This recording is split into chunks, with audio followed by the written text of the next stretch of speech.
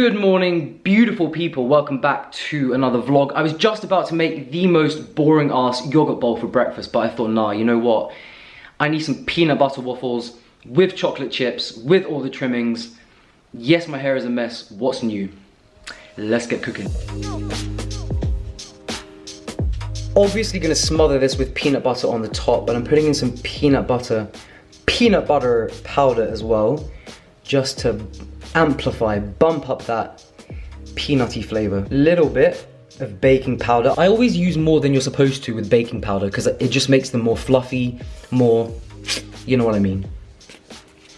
So yeah, quite a bit of baking powder. Nothing goes better with peanut butter than chocolate, so I've got some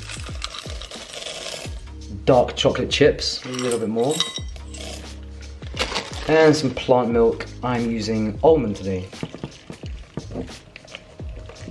Adding in a scoop of dark chocolate protein powder from Vivo Life. This is my absolute favorite chocolate protein of all time. I'll leave the link down below. And we wait till the light turns green. And I'm extremely impatient. And this 2 minutes seems like 2 hours to me, so it's dedication right there.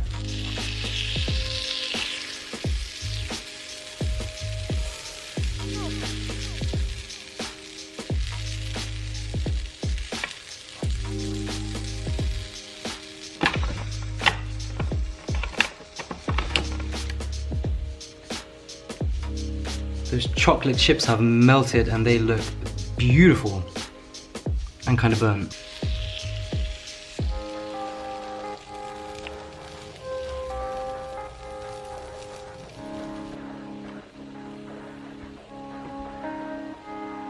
This is really testing my patience, but it's going to be worth it.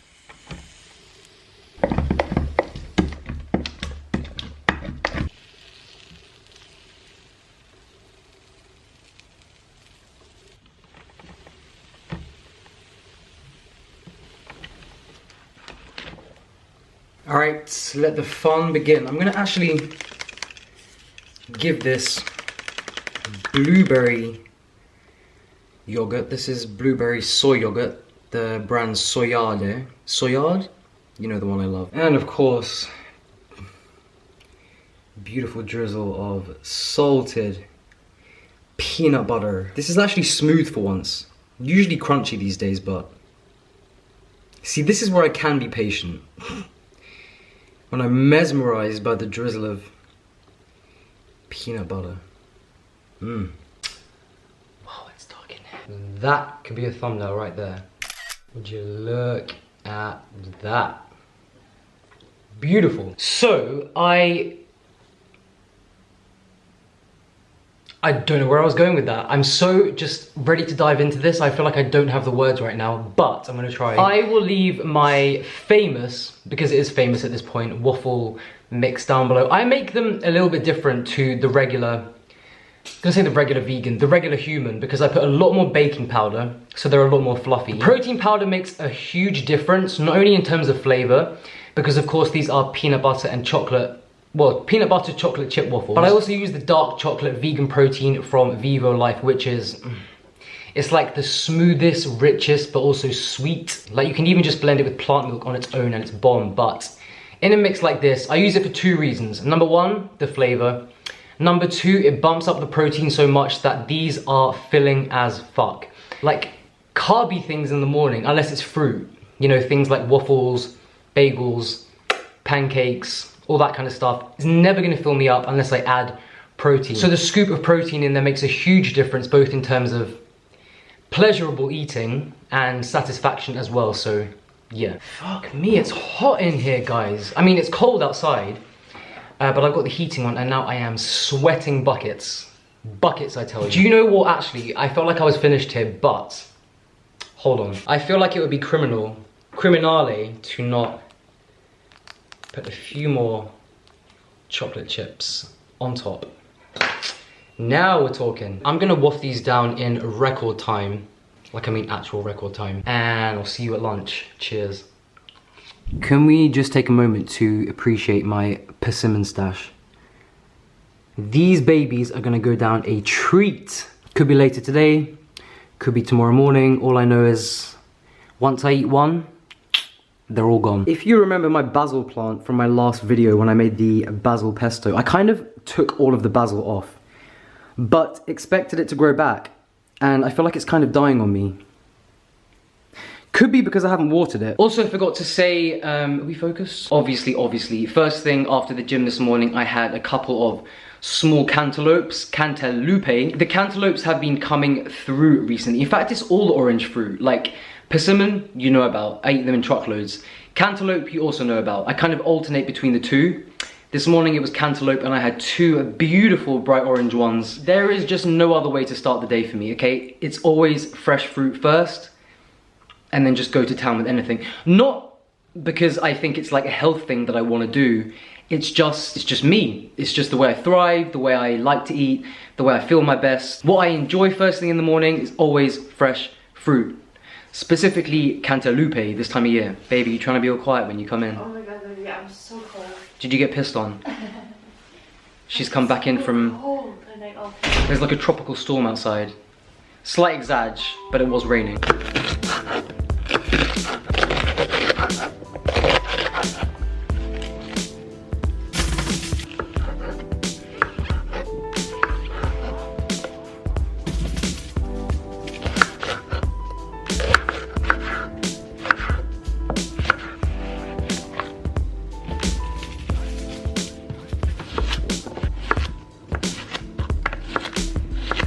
Salt and a little bit of lemon infused olive oil, which is now my favorite olive oil. Used to be basil infused, but since I used this in my last video, yeah, I just can't get enough of it. Ring off before we toss, because you know how I feel about people that toss with their rings on and get them all manky. Manky in British slang means gross. You know what I mean. On the sheet pan, I just have some diced bell peppers, yellow, red, and orange. Eggplant, zucchini, and mushrooms, just a little bit of salt, lemon-infused olive oil, and these are gonna go in the oven for about 20 minutes until they're nice and caramelized and cooked down. I know I'm gonna get crap about the aluminum foil, but it's actually recycled, and I'm gonna prove it to you. Ethical king, see?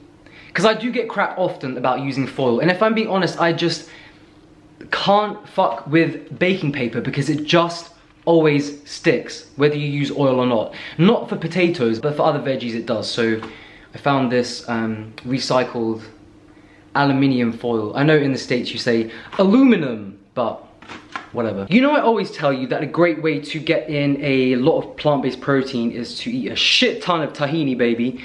No, I'm kidding. I'm not kidding, but one thing I often do when I want a high protein lunch, but I can't be bothered to air fry or cook some tofu or beans or lentils, and I always tell you that I use chickpea pasta, red lentil pasta, pea pasta, like all the high protein pastas. They're just so easy because you basically just make pasta, have it with the sauce and some veggies, and you've got a high protein meal that's very, very satisfying. One thing I found this morning is this is red lentil rice. Basically, it's red lentil pasta, but in rice form.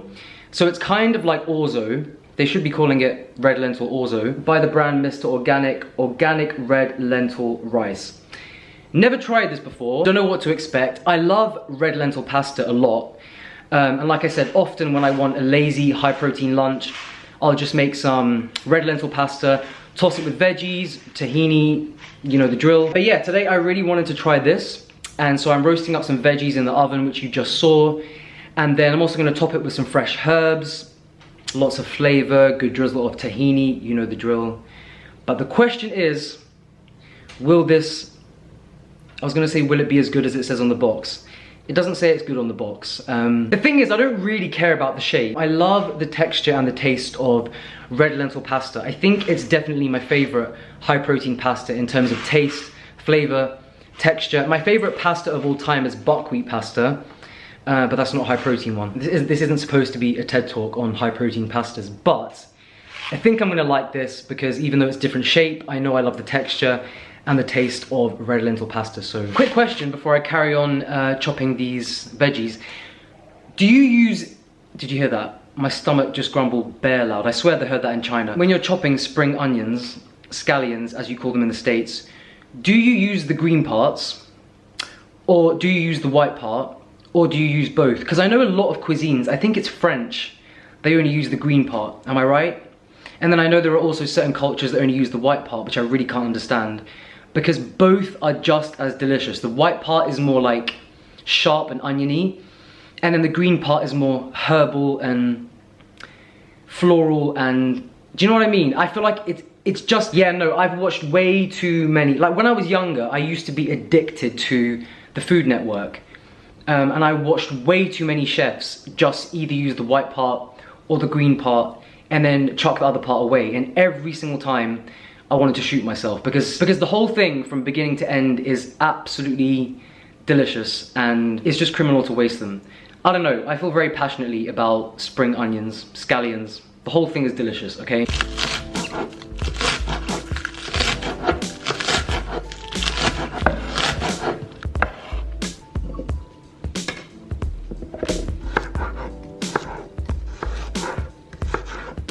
Got some of these beautiful pink bitter radishes, which I absolutely love. The crunch.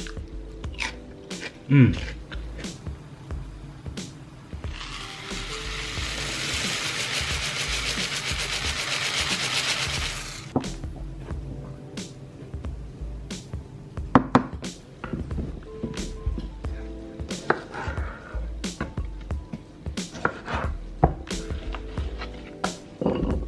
Lots and lots of beautiful, tangy, fresh parsley. Tangy was not the word I was going for. I think the word I was going for was metallic. Can anyone relate to that? There's kind of a metallic, petrol-like taste to parsley, which I absolutely love. I don't quite know what to make of this. I mean, it looks like rice. Doesn't taste exactly the same as red lentil pasta, but it is pretty tasty. It has like a nice earthy, nutty flavor, but it's gonna work bomb in this salad. See, that's what I'm talking about. Look how beautifully caramelized these veggies are. If you wanted to bump up the sweetness and the caramelized factor even more, you could use some drops of coconut aminos or balsamic vinegar, but for this mix, which already has so much flavor, this is perfect. Perfect. Gonna go in with the raw veggies at the bottom. Tomatoes, radish, and spring onion. Some of this chickpea rice, orzo, whatever you want to call it. And the roasted veggies. Gonna give this a spritz of fresh lime juice. This one's a bit stingy, it won't really let much juice out. Some of the fresh parsley. And let's give it a little toss.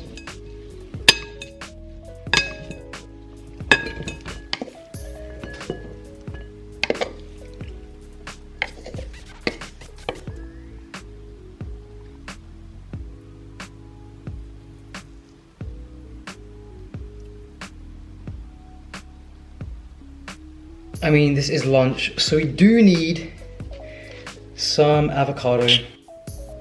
Kind of like a 5 out of 10, but it will do. And finish with a little extra fresh parsley. Absolutely beautiful. And that's just to look at. The flavor is a whole other story. Do you know what though, guys? Do you actually know what yet? I mean, you knew this was coming, but this does need some good runny liquid gold.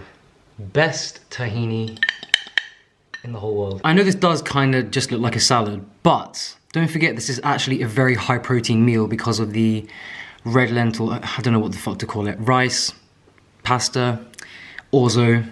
It's a mix between the three. Whenever I have avocado, and actually parsley too, have to have a drizzle of lime juice.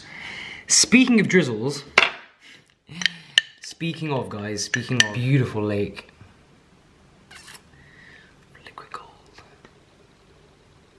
Look at that. And yes, I am licking the fork now. Just a rundown of what's in here. I'm also going to eat this with romaine boats, which I haven't chopped up yet. But I feel like I don't even need to prove that to you because you just know every lunch comes with romaine boats. Upon reflection of tasting this, this is actually one of the most delicious salads I've ever made. Anyways, I'm going to go apply to face and you all know what's coming next. Cheers. Alright guys, today we are reviewing the new rich cacao peanut butter from Manor Life. I've got two things to say about Manor Life, yeah. Number one is that they make some of the world's best nut butters, like right up there. Number two, why the fuck are they still using plastic? I really don't get it. And I know I also said I wasn't gonna review any more jars, no matter how good they were, regardless of the company, if they were in plastic. But yes, I'm a hypocrite. We all know this by now. And anyway, this is an exception because Manor Life is such a popular brand that I feel like this just needs to be, well, it needs the king's verdict, basically. Ingredients are peanuts, high oleic peanuts, unrefined golden cane sugar, basically sugar, Tanzanian cacao powder, and sea salt. One thing hold on. See, this is unnecessary. This is the kind of stuff that pisses me off. What was the point in that layer? Apart from that, you can lick the lid. Like, is there any other point? And I can't lick the lid because I haven't tasted it yet, and this is a taste test. Oh my God. I'm gonna lick the lid afterwards. It's always the best part. The thing is, I haven't even churned this, and look, it is like a lake. Look at that texture, guys. Look at that texture. Absolutely, I don't know if it's fully focused, absolutely sensational. Texture, oof, look at that. Anyways, cheers. I've never had a nut butter that sticks your mouth together as much as this one. Having said that, it's absolutely fucking delicious.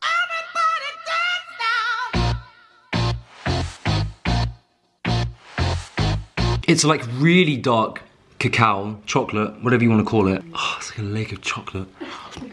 I need to try this with a date because, I don't know, I always have dates with regular peanut butter or almond butter or cashew butter. I feel like this is gonna be, because this nut butter is not actually sweet at all, but even though it's incredible, but the date is. Cheers.